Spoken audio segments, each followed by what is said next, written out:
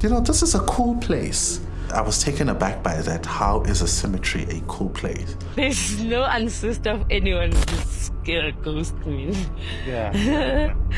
Sonke sabantu abantu azilelele nje kamnandi peacefully and relaxed. So there's nothing wrong about that. It's just a cool place. You get a sense of her really not thinking about going home, her not wanting to go back home. They've built a community amongst the dead.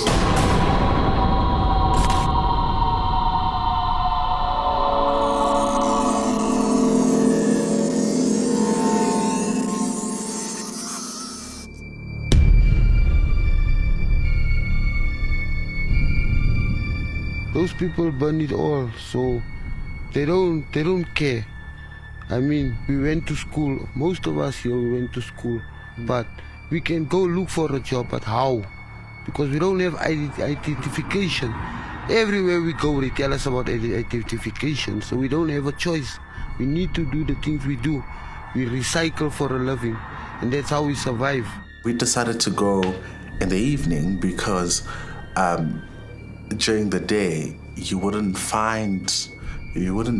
struggle to find a homeless person at one place. Even when you visit sometimes these homeless shelters, they will tell you they're out looking for jobs, they're out looking for food. So the best time to find them was in the evening. We gave City Parks a call to say, we heard that there's this and this happening at one of your cemeteries, and we'd like access. And they were quite open, It's something that they say they've really been struggling with for quite some time now. And I remember when we got there, right next to the gate, there were two gentlemen and a lady who had set up a fire there. It was cold, and it was really starting to get dark. It was winter, and they'd set up a fire sitting there, and I engaged these gentlemen while we were waiting to get access about what it's like living there and where they came from. One was a foreign national, a migrant who came from Zimbabwe, telling me about how he got to South Africa and how he'd been struggling. Me, I got here because my family just left me by the town, and I didn't know where to go. So I started working. When I was working, I only lost the job because the boss proceeded and went on to America and started on business there. So from there, I can't get even any money to just have something to live. This other gentleman was a former truck driver who lost everything, and the only thing that he had with him was just his license. So it was the only thing that could get him out of the cemetery, but in the meantime, he had nowhere to stay. So the safest place for him was the cemetery.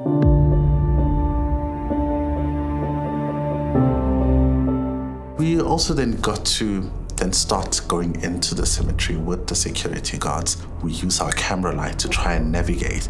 So you see the headstones, about 4 headstones. There was a shelter, and then in between them is a mattress, right? There's a mattress, and there's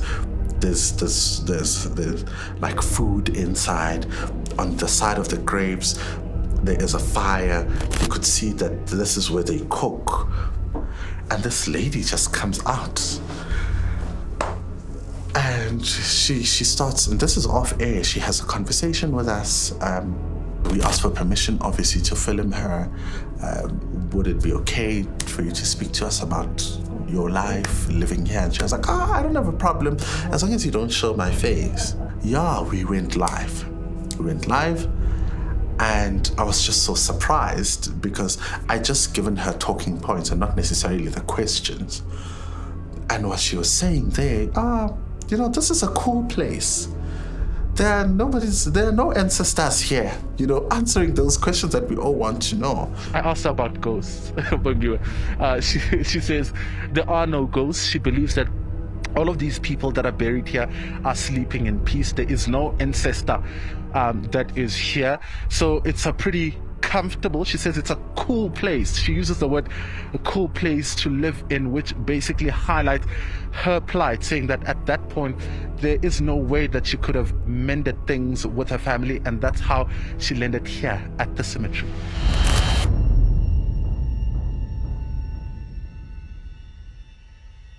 We then moved to what was sort of like a structure, because this is an old cemetery. It's Brixton Cemetery. It's an old cemetery, and there was music coming from that structure, and a lot of voices. So before you even get to that place, you're hearing music and the conversations, and you get there, there's a fire, and that structure is divided, using curtains, using all sorts of stuff.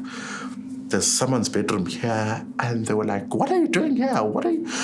It felt like we were invading their privacy, and we were asking for permission, obviously, to film. And there was one lady I remember was sitting at the corner saying to us, no matter how much you try to conceal my identity, there is no parent in this world that does not know the voice of their children.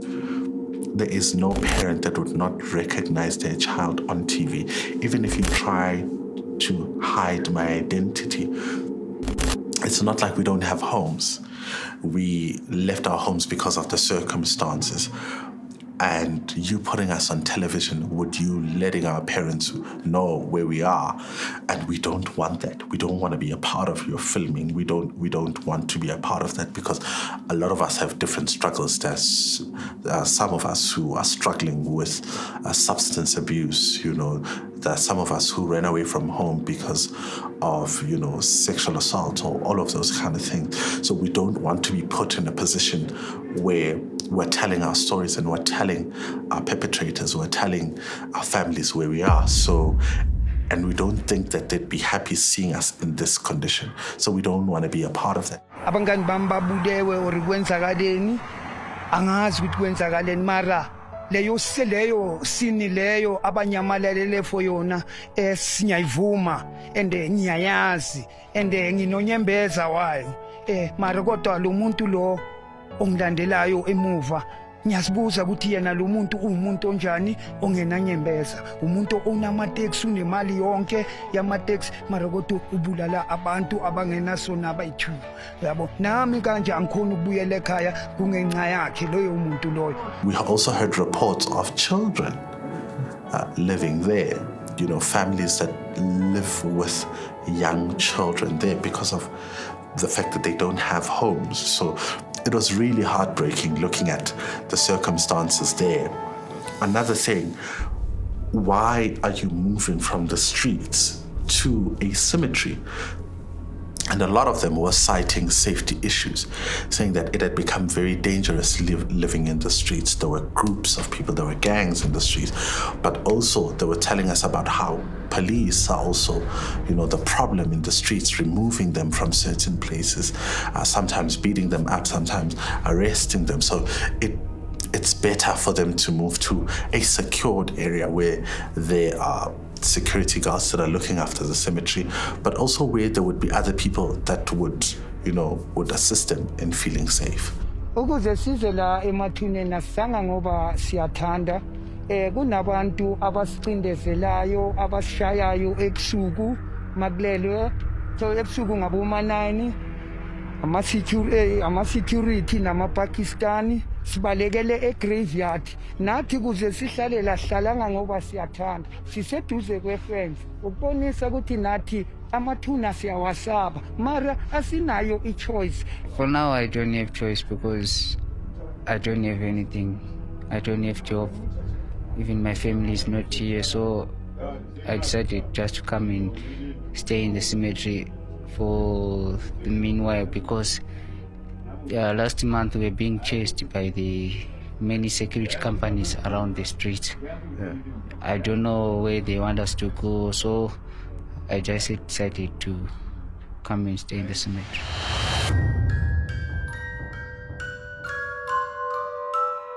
Today we're going to be planting trees in this cemetery in Brixton. As the commencement of the project, that's going to be addressing the challenges that we're facing at the cemeteries. We're going to be doing also what we call green fencing, because in terms of what we've been doing by fencing and walling our cemeteries, they don't seem to work. So the best thing is to go back to nature, plant the trees. That will help in preventing easy access to the cemetery through the fencing. So on the night, we had an engagement with City Parks, and they kind of highlighted all the issues that they come across. I mean, they have regular cleanups of the cemetery, they have security guards looking after the cemetery, but they can't get rid of them because they would leave and come back. They would remove some of the stuff, and imagine if you are going to throw everything away, it means this person would have to start afresh and look for a mattress, look for shelter, imagine on rainy days. So they had that difficult task of making sure that they also preserve the dignity of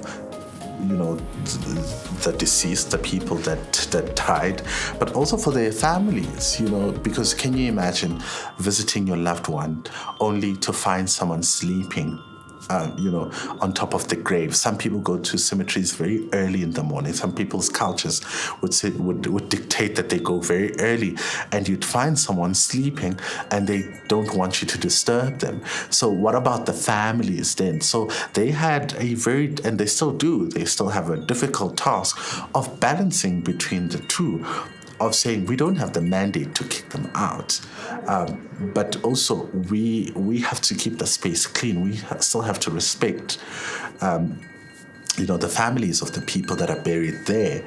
You find a person sleeping. How do you say, I need to perform my rituals? All of those things. The city of Johannesburg, through its social development department, is still devising a plan on what exactly it wants to do with the homeless people that have taken residence at the cemetery.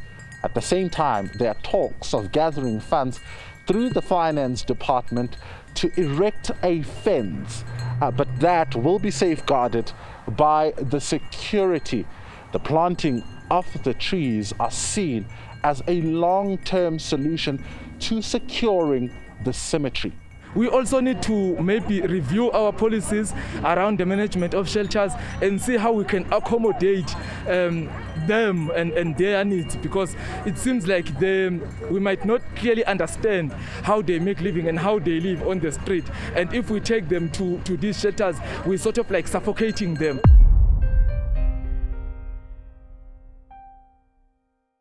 It's the issue of homelessness and really the solutions that are needed to address also a lot of our social ills in the country, because homelessness may just be the final stage of what started as a social ill in the beginning. So it highlighted those various issues from our communities, from families, those issues that build up, but also the problem of homelessness and how it can be resolved, the relationship between the people that are dealing with homelessness and understanding how they can better cater for people who live in the streets and people who want to still be independent, people who would prefer to live in shelters, how to cater for this group of people who come from different walks of life, but who also have different preferences. We have never been in a situation where there are people who have decided now to use cemeteries as their home. So it is an unprecedented event of which we need to sit down and find a way forward on how we can address them. It kind of, gave the impression that homelessness is kind of reaching new heights.